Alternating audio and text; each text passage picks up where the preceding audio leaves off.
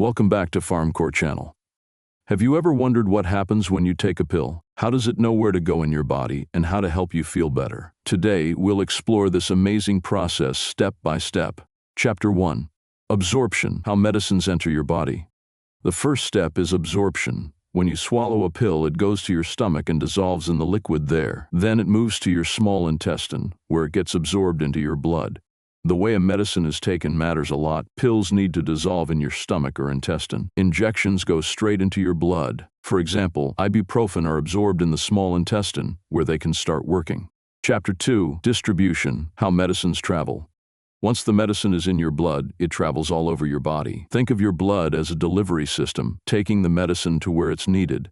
Some are designed to work in specific places, like your brain or muscles. Your body has barriers, like the brain's protective shield, that only allow certain medicines to pass through. Chapter 3. Metabolism, how your body uses medicines. After traveling in your blood, the medicine reaches your liver. The liver acts like a factory, breaking down the medicine so your body can use it. For example, acetaminophen is processed in the liver to reduce pain and fever. Chapter 4. Excretion, how medicines leave your body.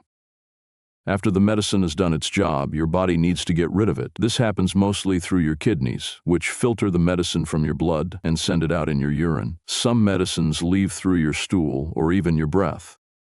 Getting rid of extra medicine is important so it doesn't stay in your body and cause problems. Final chapter, conclusion. Medicines go on an amazing journey in your body.